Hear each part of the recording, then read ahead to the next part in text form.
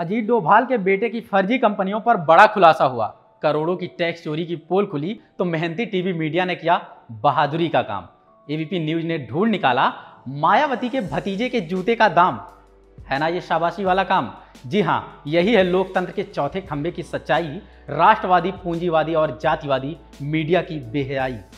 जहां असल मुद्दों पर बहस नहीं होती बल्कि बहस के लिए बेवजह के मुद्दे बनाए जाते हैं। कुछ खास लोगों के कारनामे छुपाए जाते हैं तो कुछ लोगों के खिलाफ एजेंडे चलाए जाते हैं। खैर, इन हरकतों को बार बार दोहराने वाली गोदी मीडिया के लिए इस बार ये सब आसान नहीं रहा।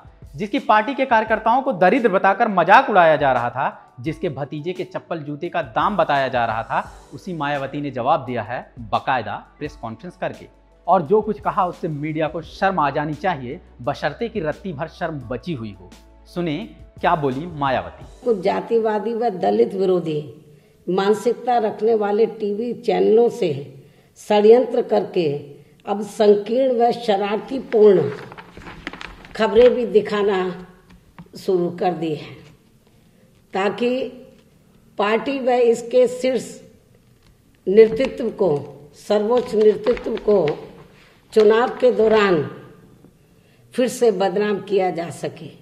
इसी क्रम में मेरे जन्मदिन के खुशी के मौके पर गरीबों द्वारा ज़्यादा से ज़्यादा जन्मदिन का केक खाकर खुशी मनाने की उनकी इच्छा को केक की लूट बताकर इसको नेगेटिव घटना के रूप में मीडिया द्वारा प्रचारित करना तथा इसके साथ ही मेरे छोटे भाई के बेटे श्री आकाश आनंद को, मेरे छोटे भाई के बेटे श्री आकाश आनंद को मेरे जन्मदिन के मौके पर लखनऊ में हाल ही में मेरे साथ कुछ कार्यक्रमों में शामिल रहने पर उसको पार्टी में बढ़ावा देने व उत्तराधिकारी आदि के रूप में खासकर एबीपी न्यूज द्वारा पूरा कार्यक्रम बनाकर प्रदर्शित करना, ये सब बीएसपी विरोधी षड्यंत्र है,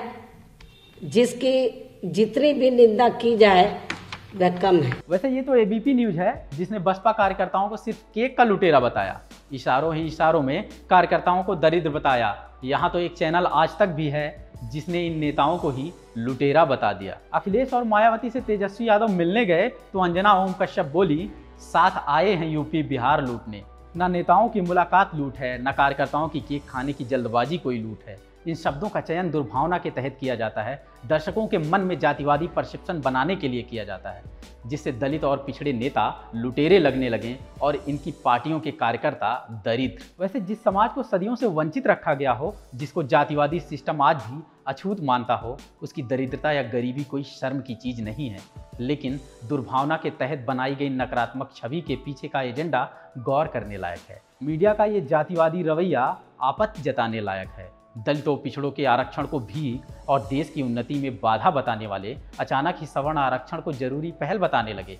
दलित पिछड़ों की गरीबी का मजाक उड़ाने वाले सवर्णों की गरीबी पर चिंता जताने लगे। आरक्षण के खिलाफ तमाम दुष्प्रचार करने वाला मीडिया सवर्ण आरक्षण के पास होने पर खुशखबरी लेकर आ गया। इसमें एबीपी न्यूज की ब्रेकिंग न्यूज वाली हेडिंग गौर करने लायक है। एक समाज के गरीब के साथ संवेदना और दूसरे समाज के गरीब का उपहास उड़ाना, यही तो जातिवाद है, जो न सिर्फ गलत है बल्कि शर्मनाक है। मीडिया के जातिवाद के साथ इसके राजनीतिक एजेंडे पर गौर करते हैं। राष्ट्रीय सुरक्षा सलाहकार अजीत डोभाल के बेटे के कारोबार पर बड़ा खुलासा हुआ है। कारवां मैगजीन ने एक विस्तृत रिपोर्ट के जरिए टैक्स चोरी की पोल खोल दी, जिससे सवाल उठने लगा कि टैक्स चोरी के खिलाफ रिपोर्ट बनाने वाले अजीत डोभाल, देश में नोटबंदी के पीछे के मास्टरमाइंड माने जाने वाले अजीत डोभाल के बेटे टैक्स चोरी के तमाम हथकंडे अपना रहे हैं। टैक्स चोरी के स्वर्ग माने जाने वाले देशों में हेज फंड के जरिए कारोबार चला रहे हैं, इस देश के करोड़ों रुपए का चूना लगा रहे हैं। इतने बड़े खुलासे के बाद भी डोभाल पर सवाल उठाने के बजाय ये मीडिया मायावती के भतीजे के जूते चप्पल के दाम पर स्पेशल पैकेज बना रहा है। आकाश ने जो चप्पल या जूता पहना है वो सस्ता है या महंगा, ये न देश के वित्तीय संकट से जुड़ा है और ना ही राष्ट्रीय सुरक्षा से। अगर उसका जूता महंगा भी हुआ तो टैक्स चोरी या फ्रॉड करके खरीदने का आरोप तो अभी तक नहीं है।